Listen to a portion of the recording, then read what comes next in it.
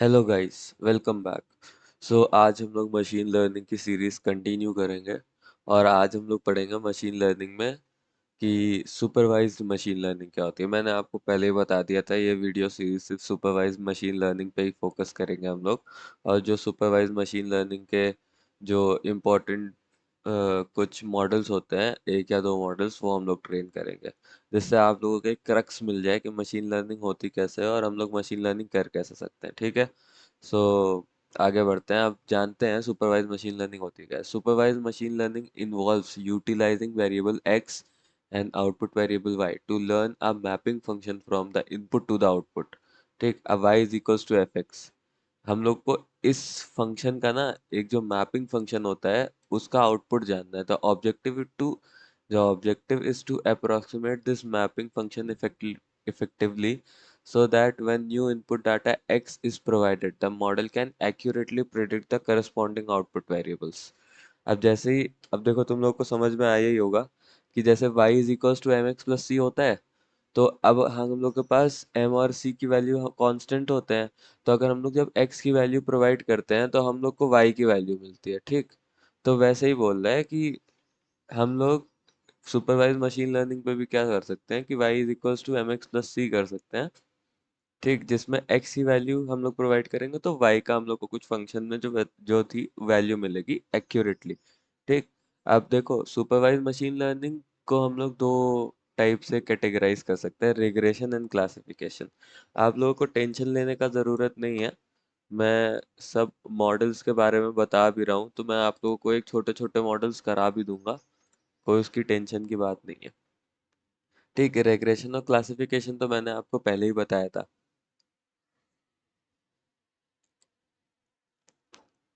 The regression algorithms aims to predict a continuous numerical output, for instance predicting house prices based on factors like size, location and other attributes।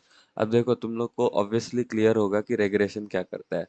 तो regression आपको continuous output देगा, जैसे कि मैंने आपको पिछली बार समझाया भी था कि stock market price, stock market prediction, वो एक कंटिन्यूअस चीज है, वो कंटिन्यूअस वैल्यूज लेगा और कंटिन्यूअस आउटपुट देगा।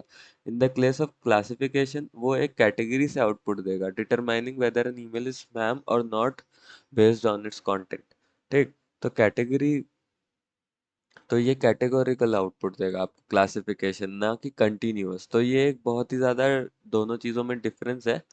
और हम लोग यहाँ पे आज क्लासिफिकेशन पढ़ने वाले हैं। पहले हम लोग क्लासिफिकेशन पढ़ेंगे। तो ऑब्वियस सी बात है, क्योंकि क्लासिफिकेशन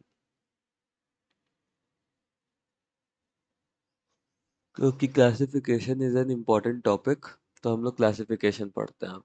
तो in classification tasks the primary goal is to construct a model that can precisely assign labels or categories to new observations based on their features। तो अब मैं आपको समझाता हूँ इस लाइन का मतलब क्या है।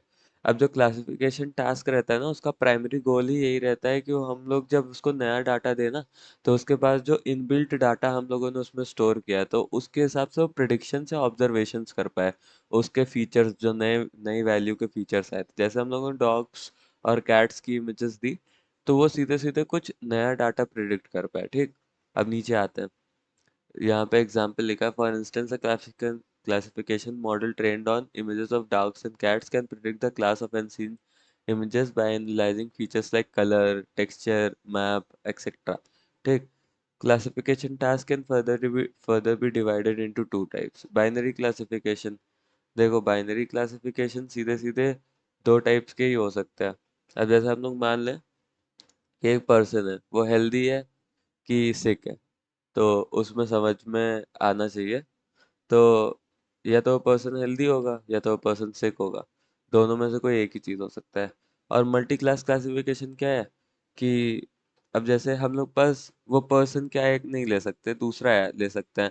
अब फ्लावर्स का स्पीशीज क्या है वो ले सकते हैं मल्टी क्लास क्लासिफिकेशन में। ठीक, supervised machine learning involves learning a mapping function from input to output variables with classification task aiming to accurately assign labels of categories to new observations. ठीक, तो इसको आगे बढ़ते हैं। देखो बाइनरी क्लासिफिकेशन में हम लोग के पास दो क्लासिफिकेशन हो रहे हैं, जैसे ये हेल्दी और ये नॉट हेल्दी। और फिर ये वो स्पीशीज ऑफ फ्लावर्स। तो मल्टी मल्टी क्लास में और बाइनरी क्लासिफिकेशन। मल्टी क्लास में ऐसा होता है कि हम लोग के पास कई सारी क्लासेस रहती है, हम लोग को हर एक चीज में डिफाइन करके लेना पड़ता है।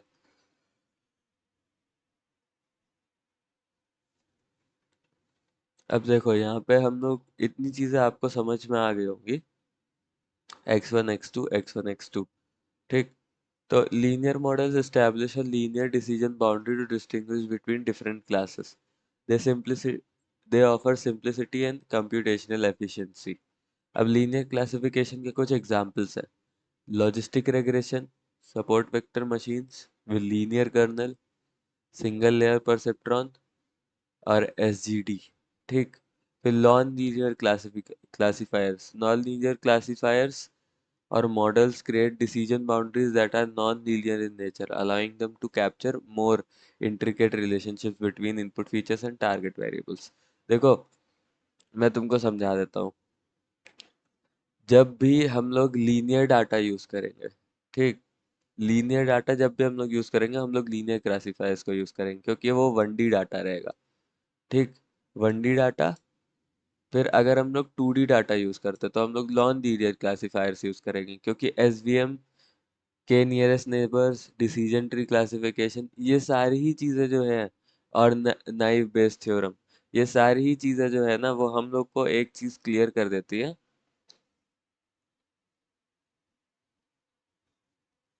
ये सारी चीजें हम लोग को जो है ना, एक चीज क्लियर कर देती है कि इन लोगों के बीच में एक नॉन लीनियर लाइन खींचेगी जो कि इन लोग को डिवाइड करेगी इनपुट फीचर और टारगेट वेरिएबल्स में, ठीक। तो हम लोग उससे आउटपुट ले सकते हैं।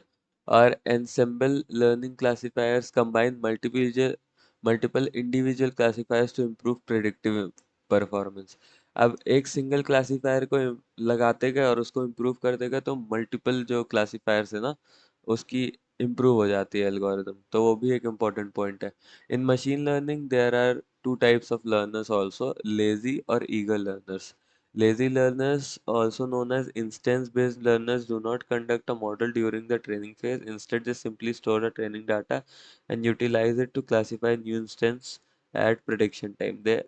This approach is advantageous as it is fast during prediction, requiring minimal computation. However, it may be less effective in high-dimensional spaces or with large training data sets. Example of lazy learners includes k-nearest and case-based learning.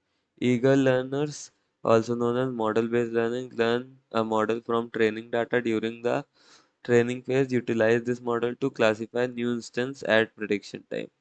This method is more effective in high-dimensional spaces with large training data sets. Examples of eager learners include decision trees, random forest and support vector machines।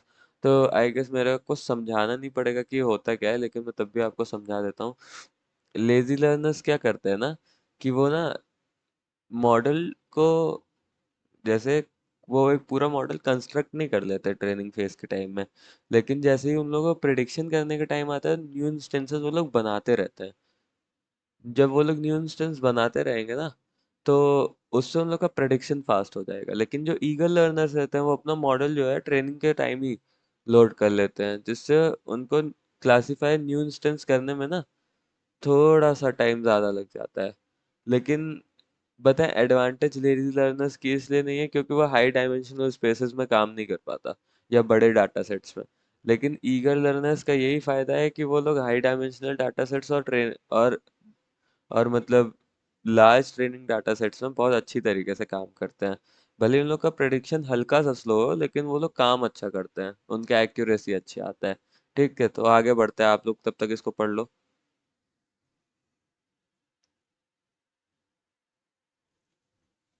Classification models in machine learning. तो इसके भी कुछ types होते हैं। जैसे कि भाई, अब तुमको क्लासिफिकेशन करनी है तो उसके लिए मॉडल्स होंगे ना। तो इवैल्यूएशन के लिए तुम क्या मॉडल्स टाइप करोगे? तो देखो, evaluating a classification model is a crucial step in machine learning, enabling us to gauge its performance and ability to gener- generalize to new unseen data. Various matrices and techniques exist for the purpose, each tailored to specific requirements and problem context. Here is an overview of commonly used evaluation methods.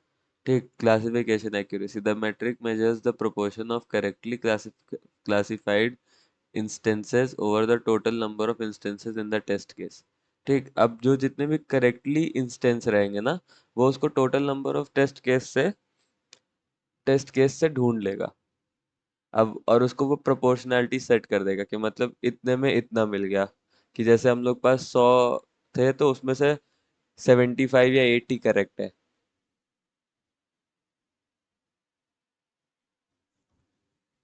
और अब देखो इसमें ना एक चीज दिक्कत आएगी जब हम लोग इस चीज को आगे बढ़ेंगे.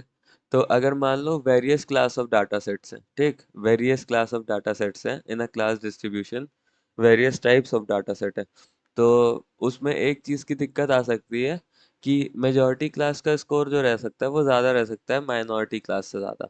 ठीक, तो मेजॉरिटी का मान लो जैसे कि 1000 इमेजेस, जैसे हम लोग के पास है ही 1500 इमेज, 1500 या 1200 इमेज है, उसमें से 8 या 900 इमेज जो है वो करेक्ट है फॉर अ पर्टिकुलर फीचर और एंटिटी. और ऐसे ही सेम चीज हो जाता है दूसरे में कि बाकियों की जो फीचर्स और एंटिटीज है वो करेक्ट है. ठीक, तो इसमें मेजोरिटी क्लास जो है वो तो 800-900 आ गई आउट ऑफ 1000 जो भी सही थी. और इसके बाद कंफ्यूजन मैट्रिक्स दिखाते हैं, a tabular representation that showcases the number of true positive, true negatives and false positives and all and false negatives for each class. तो इसके लिए मैं तुम लोगों को एक मॉडल दिखा सकता हूँ कि जब हम लोग इसका कंफ्यूजन मैट्रिक्स बनाते हैं ना, तो ऑब्वियसली अगर तुम लोग को उसका कंफ्यूजन मैट्रिक्स बनाना है, ठीक, तो तुमको सीधे सीधे क्या करना पड़ेगा कि कंफ्यूजन मैट्रिक्स आता है sklearn में. तुम बस जाओ कंफ्यूजन मैट्रिक्स खोलो और sklearn या मैटप्लॉटलिब में आता है, तो बस जाओ और उसके कंफ्यूजन मैट्रिक्स को प्लॉट कर दो. अब तुम कंफ्यूजन मैट्रिक्स में जितने भी फीचर्स है उसको प्लॉट करोगे, उसके हिसाब से तुमको दिखा देगा कि तुमने कितना पॉजिटिव वे में उसको प्लॉट किया है, कितना नेगेटिव और कितना न्यूट्रल वे में प्लॉट किया है. ठीक, false positives, false negatives, false,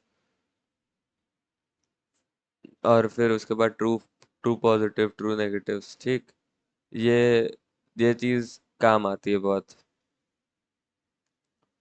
क्योंकि अगर तुम्हारे पास सही वैल्यूज होंगी कि तुम उसमें सही वैल्यूज कितनी है जो तुमने प्रेडिक्ट करी है, तो वो बहुत ज्यादा फायदेमंद होगा.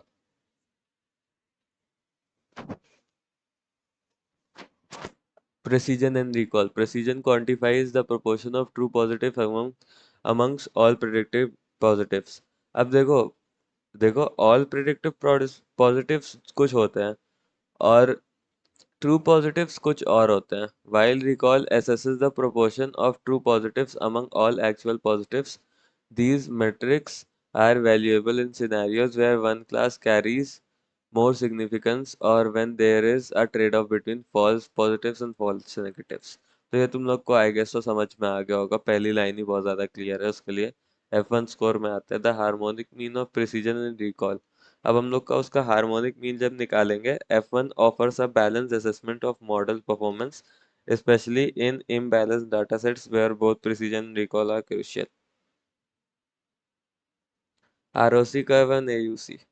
ठीक, तो ये दोनों चीज भी यूज होती हैं, लेकिन अभी हम लोग इसी चार में फोकस करते हैं. ये मैंने आपकी इंफॉर्मेशन के लिए लिख दिया था, अब आप इसको पढ़ सकते हैं. लाइक ये भी, ये वाला भी रिकॉल पे ही काम करता है, और क्रॉस वैलिडेशन इज लाइक वो एक पार्टीशन को मल्टीपल फोल्ड्स में कर देता है, फिर उसके हिसाब से चेक करता है.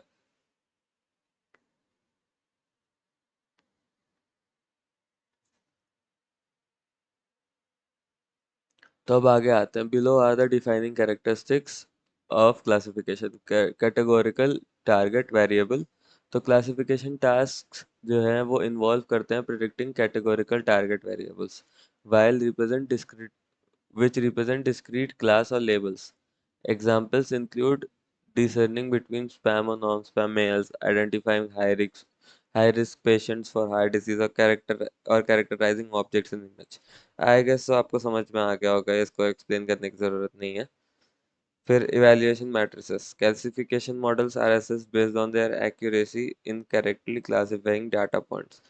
Common matrices include accuracy, precision, recall, and F1 score, which provides insights into the model performance. ठीक, अब इसके आगे model complexity classification model span a spectrum from simple linear classifiers to integrate non linear ones. ठीक, अब देखो non linear से पहले हम लोग सिंपल कर सकते हैं, फिर उसके बाद लीनियर कर सकते हैं, फिर मल्टी क्लास, ऐसे ऐसे करके बहुत सारे रहते हैं। तो बस हम लोग को the complexity of the chosen model on the integrate relationship between input features and target variable. अब आगे बढ़ते हैं, over fitting and under fitting.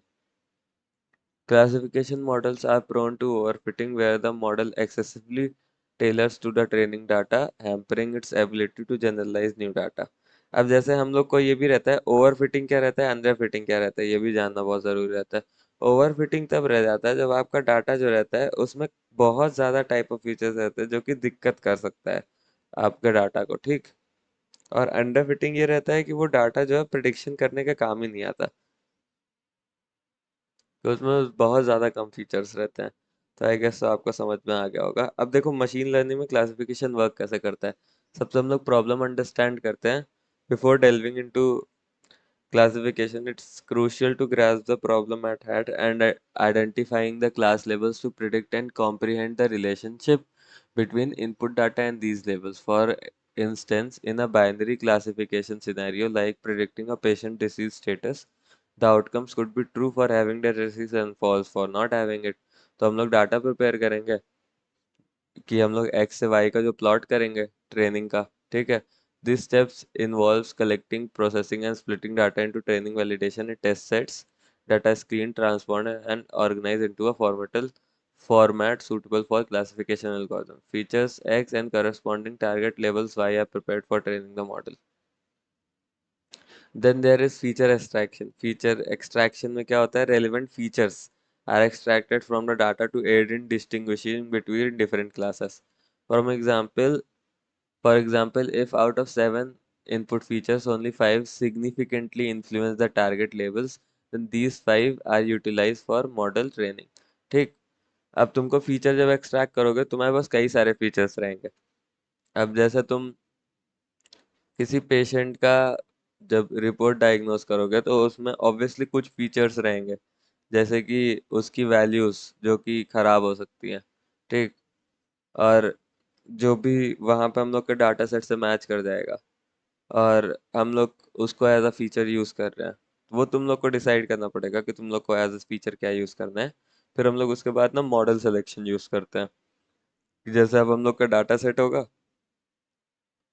जैसे हम लोग का डाटा सेट होगा तो हम लोग ना उससे मॉडल सेलेक्ट कर सकते हैं जो कि डिपेंड करेगा डाटा साइज पे, कॉम्प्लेक्सिटी और अवेलेबल कंप्यूटेशनल रिसोर्सेस पे। इन इन सब चीज़ों पे डिपेंड करता है वो। अब model training, once a suitable model is selected, it is trained on the training data. Model parameters are adjusted to minimize errors between predicted and actual class labels.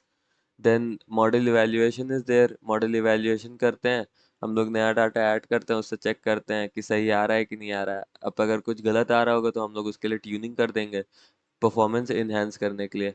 अब performance जब अच्छी होगी तो अब हम लोग मॉडल को डिप्लॉय कर देंगे to make predictions on new data addressing a real problem effectively. ठीक, तो ये कुल इतनी सारी चीज़ें थी जो कि करनी है। तो अब मैं आपसे मिलता हूँ नेक्स्ट वीडियो में, जिसमें अभी हम लोग आपको समझाएंगे कि नेक्स्ट वीडियो में क्या करेंगे। हम लोग इसका एक सिंपल सा मॉडल देखेंगे, 10-15 मिनट का वीडियो रहेगा, वो भी उससे ज़्यादा लंबा नहीं रहेगा। और हम लोग सिंपल सा मॉडल देखेंगे कि जितनी भी मैंने चीज़ों की बात करी वो हम लोग कर सकते हैं कि नहीं कर सकते। ठीक, तो एसवीएम तो मैं बाद में पढ़ाऊंगा आपको। एसवीएम पढ़ रहे हैं हम लोग, और हम लोग अपना डिसीजन ट्रीज पढ़ेंगे और लॉजिस्टिक रिग्रेशन पढ़ेंगे, क्योंकि वो तीनों ही जो हैं वो अच्छे हैं टॉपिक्स। ठीक है, तो मिलते हैं आपसे नेक्स्ट वीडियो में। Thank you.